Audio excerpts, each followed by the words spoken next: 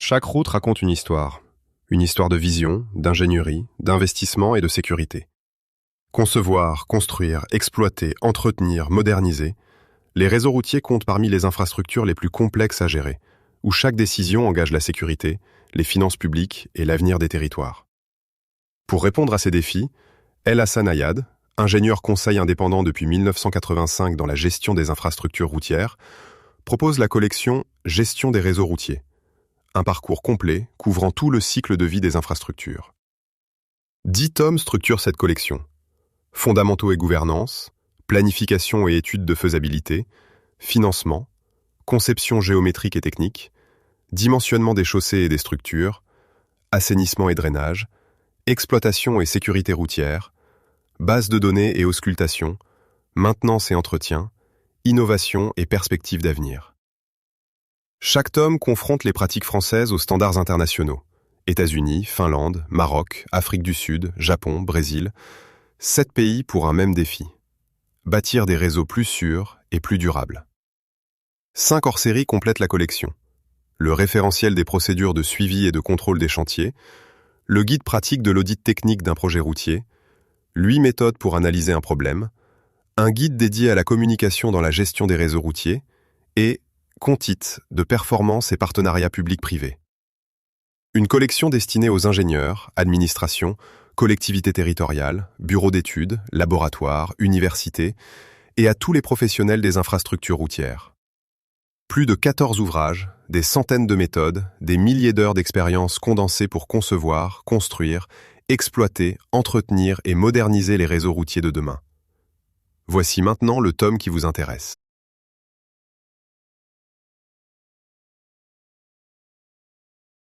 L'eau est le premier ennemi de la route. Elle s'infiltre sous les chaussées, sature les sols, érode les talus, submerge les ouvrages. Derrière la plupart des dégradations prématurées, ornières, affaissements, glissements, effondrements, se cache presque toujours la même cause, une eau mal maîtrisée.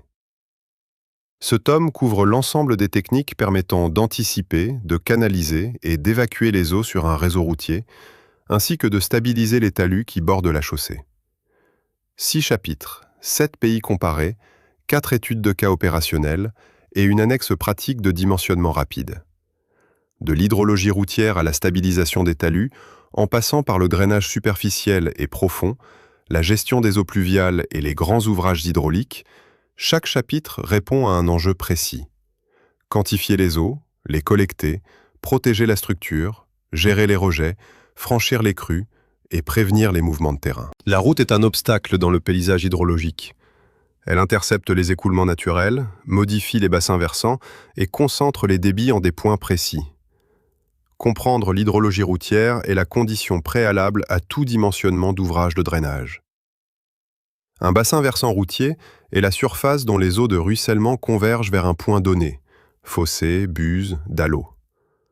En milieu routier, ces bassins sont souvent de petite taille mais à forte pente, ce qui génère des débits spécifiques élevés. La méthode rationnelle reste la référence pour le dimensionnement des ouvrages hydrauliques routiers. Elle calcule le débit de pointe à partir de 3 paramètres: le coefficient de ruissellement, l'intensité de pluie et la superficie du bassin versant. Le choix de la période de retour traduit le niveau de risque accepté par le gestionnaire. Un fossé peut tolérer un débordement occasionnel, un dallot sous route nationale, non. C'est pourquoi les normes vont de T10 pour les fossés jusqu'à T100, voire T1000 pour les ouvrages les plus sensibles. Le Maroc présente une hydrologie radicalement différente des pays européens. Les ouettes temporaires peuvent rester secs 8 à 10 mois par an, puis générer des crues éclairs d'une violence extrême en quelques heures. Un phénomène exacerbé par le changement climatique, particulièrement marqué dans le Haut-Atlas, le Rif et les zones présahariennes. Après les catastrophes de 2002 et 2014, le DRCR a révisé ses instructions techniques. T50 sur route nationale, TWN sur route rurale classée et doublement systématique des buses dans les zones à risque. Aux États-Unis, le Hydraulic Design Series 5 de la FHWA reste le guide de référence, avec sa méthode SCS-NRCS et son Curve Number qui intègre l'usage des sols et l'humidité antécédente. En Finlande, à l'inverse, c'est la fonte des neiges au printemps qui génère le débit de pointe critique. Le sol gelé devient quasiment imperméable, imposant un surdimensionnement de 20% des ouvrages en zone de gel profond. Le drainage superficiel collecte les eaux de ruissellement à la surface de la chaussée et de ses abords, puis les achemine vers un exutoire. C'est la première ligne de défense contre l'infiltration sous la chaussée. Le fossé longitudinal est l'ouvrage le plus répandu. Son dimensionnement hydraulique repose sur la formule de Manning-Strickler, avec une vitesse d'écoulement qui doit rester comprise entre 0,60 mètres par seconde, pour éviter les dépôts, et 1,50 à 3 mètres par seconde selon le revêtement. Les ouvrages transversaux, buses, dallots, radiers, permettent le franchissement des talwegs naturels sous la route. Ils doivent satisfaire 2 critères simultanément: évacuer le débit de crue de dimensionnement et résister aux charges de trafic. Les solutions végétales, noues engazonnés, bassins de rétention paysagers, remplissent les mêmes fonctions hydrauliques que le béton, tout en filtrant les polluants et en s'intégrant au paysage. Elles coûtent 30 à 50% moins cher qu'un bassin bétonné sur 20 ans, entretien compris. Un exemple concret. Pour un bassin versant rural de 0,8 km², un coefficient de ruissellement de 0,35 et une pente de 3,5%, le calcul donne un débit de pointe d'environ 5 mètres cubes par seconde. Une buse béton de 1200 mm de diamètre, avec une protection en enrochement en sortie, répond aux besoins.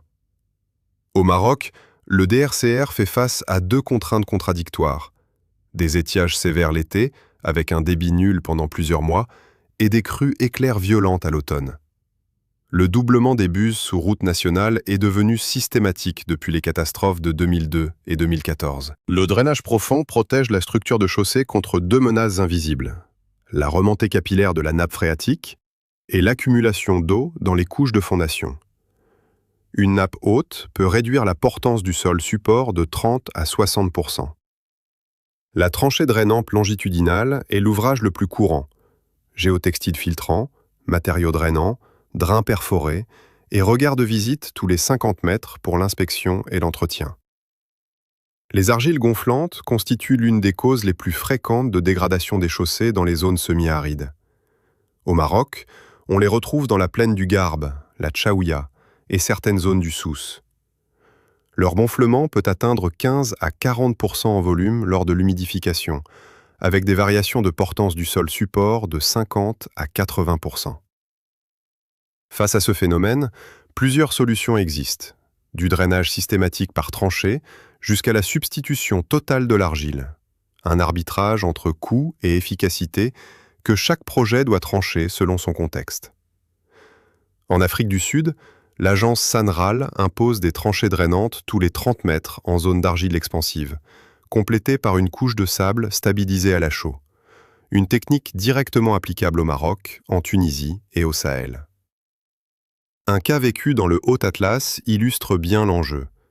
Une route nationale traversant un déblai argileux subissait des glissements répétés tous les 2 à 3 ans. La solution, tranchée drainante, couche de sable stabilisée, géotextile et végétalisation rapide, a mis fin au glissement pour un coût près de 6 fois inférieur à une reconstruction complète. 1 euro investi en drainage préventif économise plusieurs euros de réparation structurelle. La route est aussi une source de pollution des eaux pluviales. Hydrocarbures, métaux lourds issus des freins et pneumatiques, sels de déneigement, herbicides d'accotement, tout se retrouve dans les eaux de ruissellement. Le bassin de rétention remplit 3 fonctions simultanées: écrêter le débit de pointe, décanter les matières en suspension et stocker en urgence en cas de déversement accidentel. Le traitement prioritaire porte sur les 30 premiers millimètres de pluie, qui concentrent à eux seuls 70 à 80% des polluants annuels. Le changement climatique modifie profondément les hypothèses de dimensionnement hydraulique. Les études montrent une intensification des pluies courtes et intenses, avec des cumuls horaires en hausse de 10 à 30% d'ici 2050 dans les régions méditerranéennes. La gestion durable des eaux pluviales, avec ses solutions basées sur la nature, noues, chaussées réservantes, jardins pluviaux, permet de réduire le débit de pointe de 20 à 50%. Une étude de cas illustre le dimensionnement complet.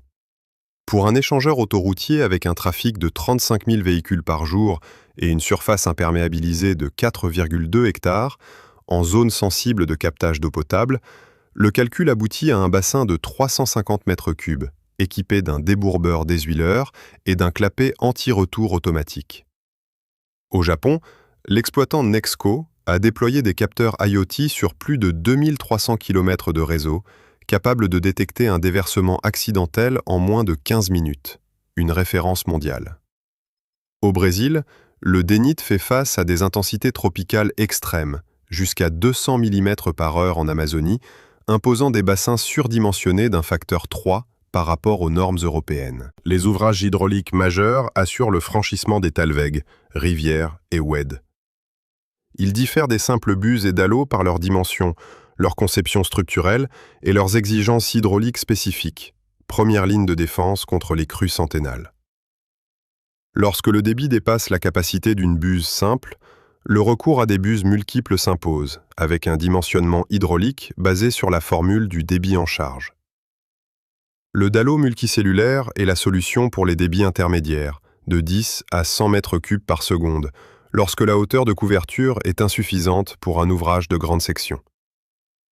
Constitué de 2 à 6 cellules en béton armé, il offre une durée de vie de 80 à 100 ans avec un bon drainage. En sortie d'ouvrage, la vitesse de l'eau peut atteindre 5 à 8 mètres par seconde, générant une érosion inévitable sans protection. Les dissipateurs d'énergie, enrochement, dalles béton, bassins de dissipation, convertissent cette énergie cinétique en turbulence, plutôt que de la laisser attaquer les berges aval. Dans les zones arides et semi-arides, les oueds temporaires posent un problème spécifique. Le lit reste sec en étiage, mais le débit peut passer de 0 à plusieurs centaines de mètres cubes par seconde en quelques dizaines de minutes. Le radier submersible reste la solution la plus économique et robuste pour les routes rurales, au prix d'une coupure de trafic en période de crue. Un cas concret dans le Haut-Atlas.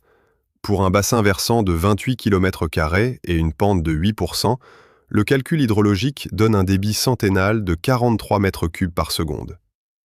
La solution retenue, un dallo multicellulaire à 4 cellules, avec bassin de dissipation et enrochement calé en sortie, répond aux besoins tout en résistant au régime torrentiel de l'oued.